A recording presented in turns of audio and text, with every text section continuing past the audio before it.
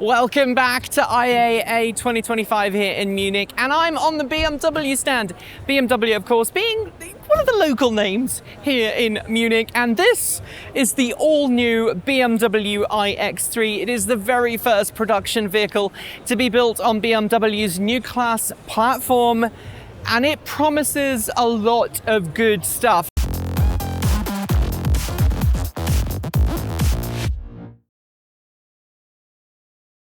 Now, obviously, this is a crossover.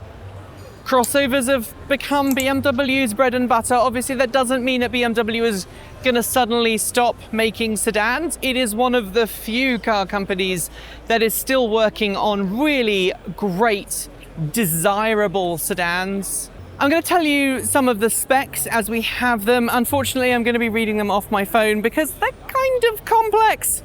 But I also want to give you my reaction to that front end. Honestly, I think it's looks that only a mother could love. I didn't really think I would like the kidney grills squished up, and to be frank, it looks like a nostril. But the rest of it's pretty cute. It's got, you know, the nice framing around the lights, the sort of illuminated grille makes it look like it's got rosy cheeks. But I can't get over that nostril. Obviously, the new class platform is designed to be a more engaging drive. It's designed to lower costs for BMW in production. And it's also designed to give customers a more dynamic driving experience. We've heard a lot in recent months about the Heart of Joy, the new computer system that is at the center of the iX3. But let's talk about some of these specifications that we have right now. So we've talked about how this is an 800 volt technology battery pack, but surprise, surprise, the nominal battery voltage is actually 698.9 volts, which is near as damn it 800 volts, and that should give this car a really impressive recharging time. This is an all-wheel drive version we're seeing on the stand right now. It's 123 kilowatts at the front and about 240 kilowatts at the rear, so it's a true BMW because it's rear bias. And I think if BMW made an EV with overly enthusiastic front end and not much at the back, we'd all be complaining about it. So while it does have a front-wheel drive motor to help with handling, to give you that sure-footedness, most of the work is being done at the rear, and that is going to give you that very characteristic BMW driving experience. I can't talk to the interior because I'm not allowed past the silken rope. BMW has a very strict registration policy for press at these kind of events, and unfortunately we missed out on a slot to get into the stage area and film properly. But there it is. I think it's going to sell well. I wish it was smaller. It's kind of got that X5 vibe about it, to be honest, in terms of size. But looks can be deceptive. Anyway, let's look around the rest of the booth, because there are other things on this booth that get me far more excited than the BMW iX. Hi everyone. The video you're about to see was the last video that we recorded at IAA in Munich. It's not the last video that you are going to see from IAA in Munich. The last video is a long one, it's a special one, and I'm really excited to share it with you. But today's video, as it was recorded at the very end of the day, for some reason we were tired and the audio equipment was tired, and it stopped working. Now, we use Zoom F2 recorders. They're very reliable. We've used them for years.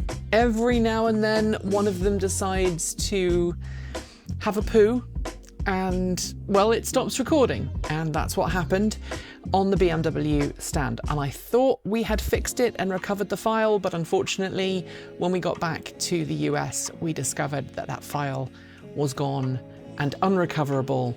Even with my usual forensic recovery tricks, we just could not find any section of the file to recover. And that means that for a large portion of this video, what you're going to hear was recorded by the camera.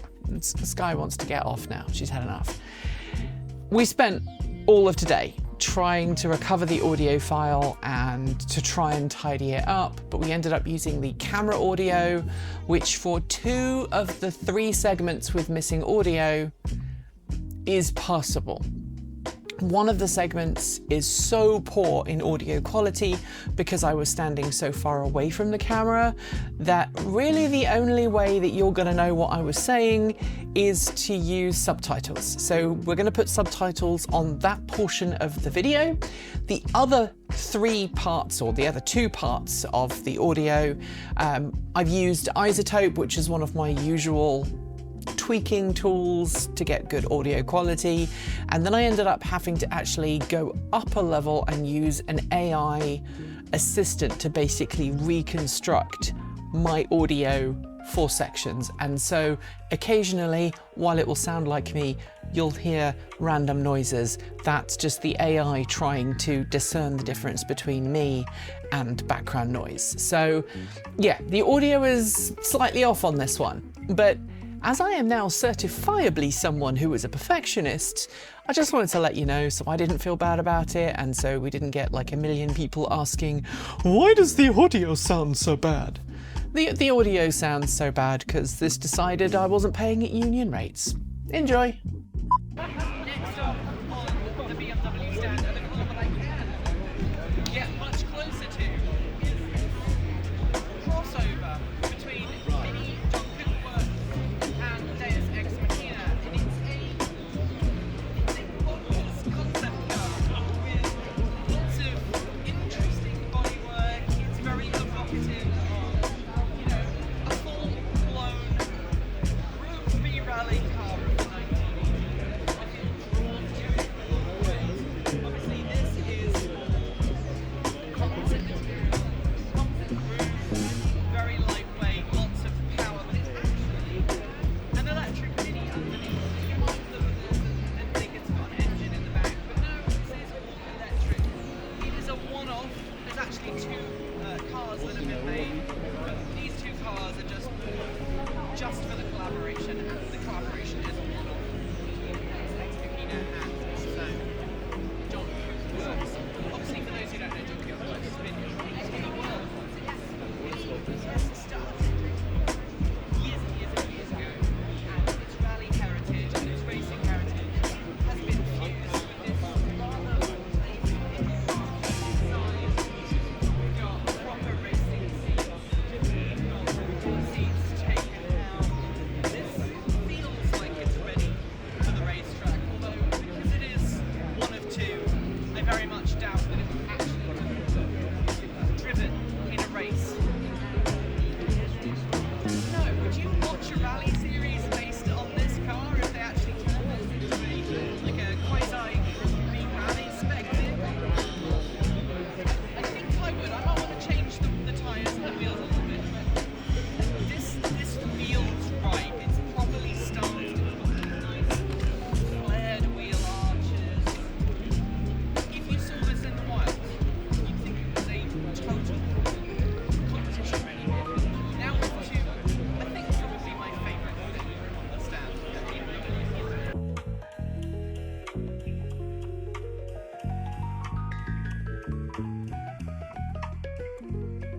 And no offense to all of the other BMWs on this massive stand, but this is why I'm here.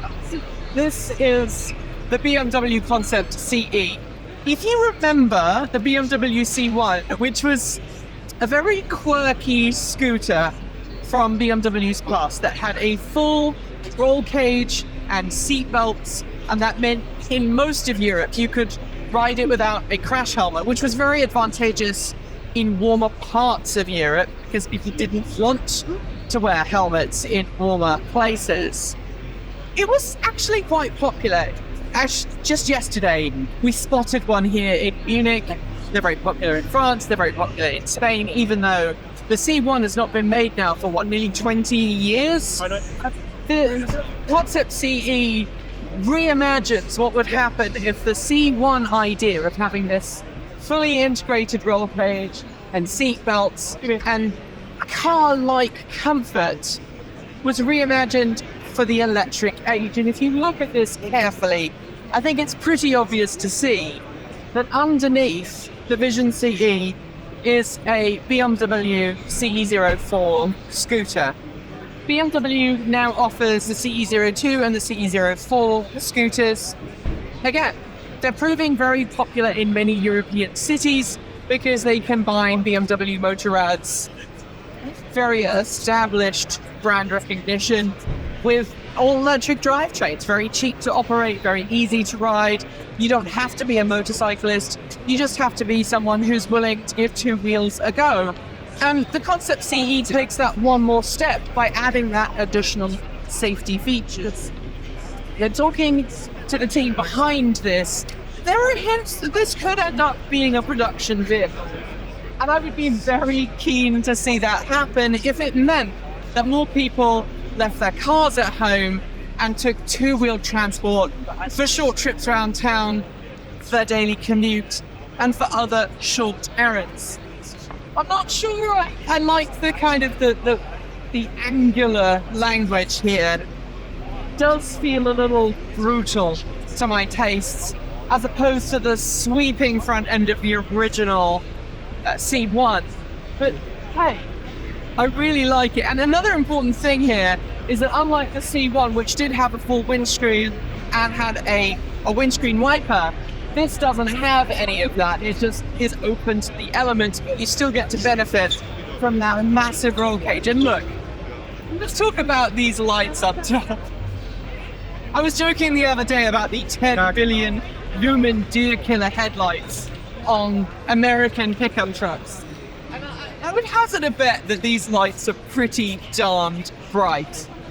Well, look, I'm really enthused about this, and I hope that it makes it into production, because this has legitimately been one of my highlights at IAA 2025. So that's it from BMW stand here at IAA 2025 here in Munich. It's been a fun event so far. It's coming to the end of the day for us. We do have more videos planned. If I sound a little hoarse, it's because I have been filming all day.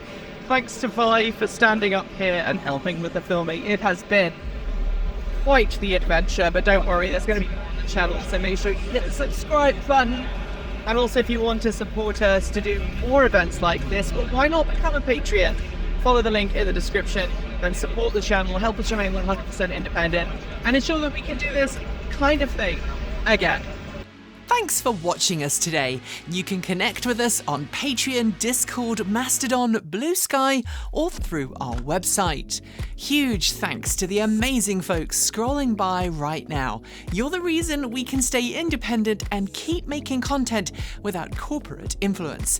And right now is a perfect time to join. Through September and October, we're running our autumn Patreon drive. Sign up and you'll not only support the channel, but you'll also get an exclusive piece of digital art from Erin.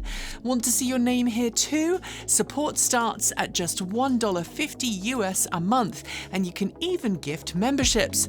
And of course, a massive welcome to our newest members: NYTMR, Chris Wright, C&K Adventuring, Andy Pyatt, Gerald Eden, Kurlakos, Chip Chandler, Robert Nelson, 00 Critical, Tom Fagden, Barry 2379, Mike Coffeen, James River, Eric Knack, Hans Rose, DW, Meryl Fratkin, Kristen Rasmussen, MX Menivar Vargas, Stephen Nichols, Panther Legion, Kitsa Prida, Bark Eater J, Jeff Good, Conrad Zalance, Frank Snyder, Jeffrey Smith, Tony Roberts, Matthew Frake, Jacqueline Cockburn, Fritz Coker, Trans Vegan Cyclist, Jade Diaz, Laura Shear-Clark, Everett Garnett, Peter Broadwell, Jerry, Jeremy Redmond, Patrick Matthias, Pamela Not Pam, Dave Fry, Mark Anderson, Tal Hobson, C. Daniel Tideman, Martin May, Fee, Donovan, Date Downs, Matthew Buckar, Zach C, Taraki, Kathy Windandy, Alex, Patricia Connor, Lindy Melendez, Dameron Can, Gary Robotham, Dave Miles, Tina Ponish, Mark Kruger, and Tyler Walker. Thank you all for joining in the last month. You're helping us hit our goal of growing Patreon support by 20 to 40% this autumn. Prefer a one-off contribution? We've got Ko-fi, Bitcoin, and a PO box, our swag store, and even an Amazon affiliate link, so your money helps us, not Jeff Bezos. We post new videos every few days on the main channel, plus extras on Transport Evolved Take 2. And since YouTube comments aren't safe for us anymore, the best way to chat is through Patreon, Mastodon, Blue Sky, or our website. If you want more, the algorithm thinks you'll like this video, but we'd love you to check this one out too. Be awesome, be kind, be intentional, and never forget to resist. Keep evolving.